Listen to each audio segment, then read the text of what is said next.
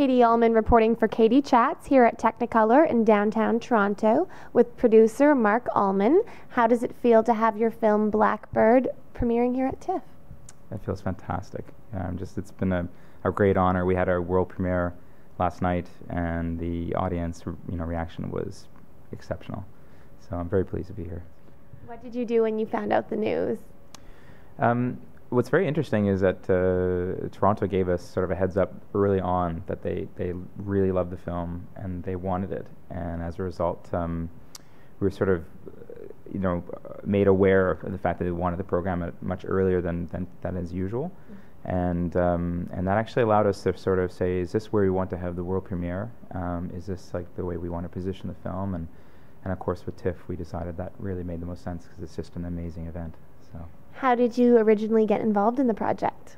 I was actually involved with the project from the very beginning. What happened was that I approached Jason Buxton, the director of the film, and said that I wanted to work with him as a producer. And Jason had made 3 short films, 2 of which had appeared at TIFF previously. And I thought he was brilliant, and I felt that he needed support. There didn't seem like there's more established producers in our area of the country. We didn't seem to be sort of trying to reach out to Jason and try and help him, and so I thought, well, it might be very interesting for an emerging producer, an emerging director to work together. And that really did work out very, very well, because we were able to start working together immediately as a team, as co-equals on the project. And so we got development funding from Telefilm and Harold Greenberg Fund and Film Nova Scotia, and we brought on an executive producer named Tom Fitzgerald, who's a brilliant filmmaker from the East Coast. And then as the project became more and more advanced, I brought on my producing partner, David Miller, and we just really put together, I think, a strong team that has resulted in an excellent film. What is at the heart of the story? So the heart of Blackbird is that it's about a troubled teenager, this sort of punk goth kid living in a small town, Nova Scotia, and because of a terrible misunderstanding, he's accused of planning a school shooting, and because of that situation, he's thrown into prison and basically has to try and fight for his redemption while trying to survive in prison. It's a very intense film. When we were trying to sort of raise the money for it, we were pitching it as like Shawshank Redemption set in juvie. It has quite a bit of a different tone than that, but I do think it has that critical. There's just something really compelling about the situation that Sean finds himself in, and it's something that I think a lot of people need to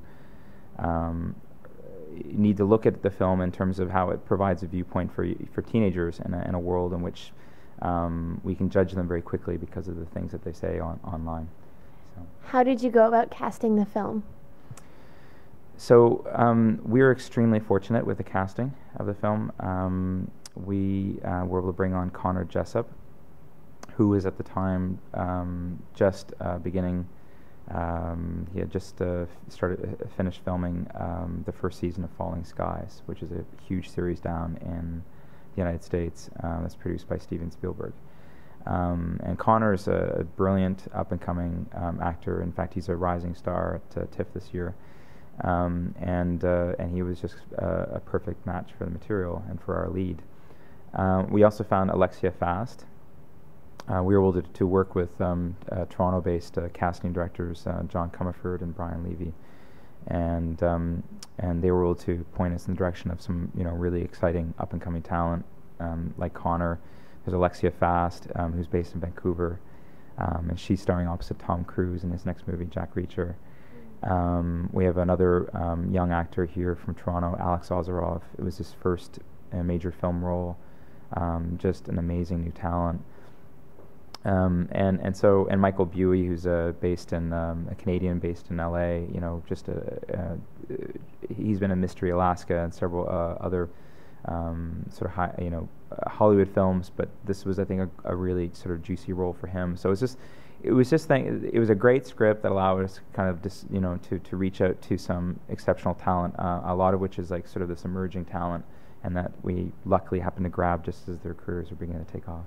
What was it like working with the director Jason Buxton?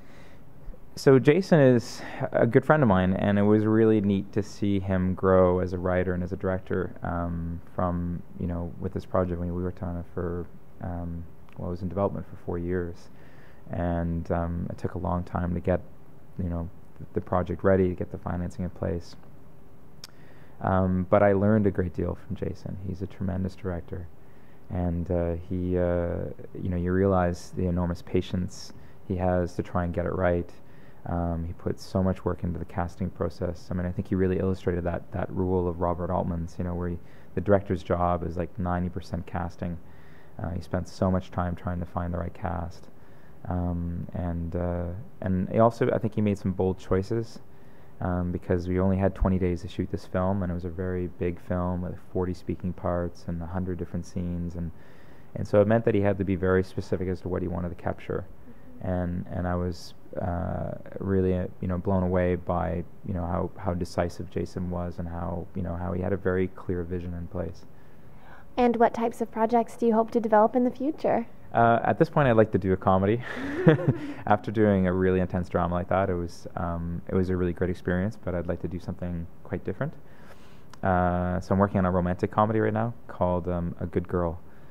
I'm working with a writer named Jonathan Williams, who has a short film actually in the Tiff this year called Canoe Jacked, and it's I think a terrific comedy about basically a man, sort of this inventor type character who sort of gets involved with two women at the same time, and they sort of represent the two sort of facets in his life. One woman being this young, very vivacious 18-year college girl, who is really just like not a proper match at all, but our hero is like in his mid-30s, but you realize in a way he's trying to hold on to his youth, and at the same time it endangers this relationship start developing with a woman that's sort of a much better match for him. And I think it's kind of a nice story about how a lot of people and my age are having trouble sort of with the idea of getting older, settling down, and pursuing just looking at the idea of pursuing a family and having something different from what they were experiencing in their 20s. And where is the best place to find out more information on you and on Blackbird and your upcoming projects online? So there's a website, blackbirdthemovie.com, and as well, there's a Facebook page, Twitter account. We have a lot of resources online to help promote the film. Connor and Alexia already have legions of fans online, which is great for the film. And I just recommend checking out the website. We have a great trailer. Thank you so much. Congratulations, and enjoy the rest of your time here at TIFF. Oh, thank you. It's a pleasure. Thanks. I'm Katie Uhlmann reporting for Katie Chats here at Technicolor in downtown Toronto.